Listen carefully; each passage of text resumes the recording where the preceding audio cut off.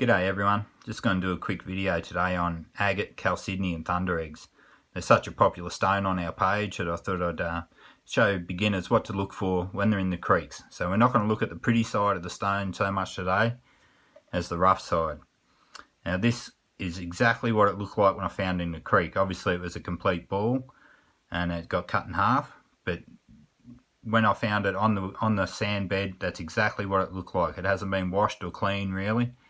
And you just hope when you cut it on the inside you're going to find something pretty. It isn't always the case. Now here's some of the more clear bits. These are the more common pieces you'll find in the Gold Coast hinterland. And you can see sometimes on the inside they just don't really cut up to be as nice as you'd hope. Same as these sort of pieces. But you can see the surface is nearly always the same. You've got this rough, pitted surface. The colour and the clarity is obviously a giveaway as well, but you're looking for that sort of surface on them. And then same, and they're not always beautiful on the inside. Quite often actually from the Gold Coast they're fairly bad. Now you get pieces like this one, and when you find that in the creek you know that you found something that's fairly unusual. So those sort of pieces are obvious to people.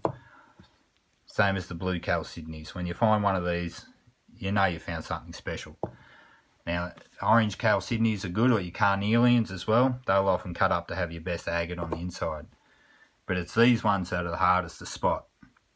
These are your thunder eggs. And you can see they're mostly rhyolite on the outside. That's the pale material. It'll often go a creamy colour or that yellowy colour when it's been in the sun for a while. So what you're looking for are the veins that run through it, just these chalcedony veins, and sometimes that's all you'll see is just these small veins, not even these big ones. And you can see this is only a partial thunder egg. So while it's quite pretty and it should polish up really well one day, it's to spot it from the outside, that's all I had to work with. And some of them you got even less. Some of them are just, you can almost barely tell, but you can still see these just little surface veins of chalcedony that pop out. And you never know what you're going to get when you cut them. So, and more of them will come with this green colour. That's the more sort of common colour in your rhyolites. But then you get pieces like this that are basically just all rhyolite. And you can see it's got little thunder eggs or little bits of agate and chalcedony and quartz all stuck inside it, but it's really just mostly rhyolite, and it can be quite pretty as well when cut and worked. It can come in many different colours too. So this next lot here are thunder eggs, all from Mount Hay. The whole lot.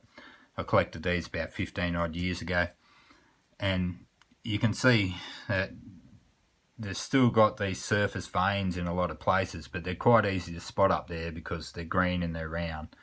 You just hope that when you cut them you get something nice on the inside, even some amethyst and stuff up there as well.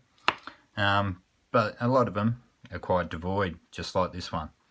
Or you'll get a big one and think you're on a winner, and when you cut it it's just not quite as pretty as you'd hope. Some of the little ones can actually be the better ones I found from there. And so they're all worth collecting no matter what size you find them at. This next lot from Balladder near Narrabri. Now these are the bigger ones I haven't cut yet. I'd normally call this carnelian, but I'm fairly confident coming from Balladder that this will be agate. So, but you can see this same pitted surface all over it.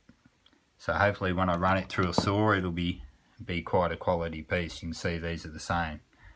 And when you spot something like that, you know you're on for a winner usually. You can see the quartz running in there and it's got crystal formation.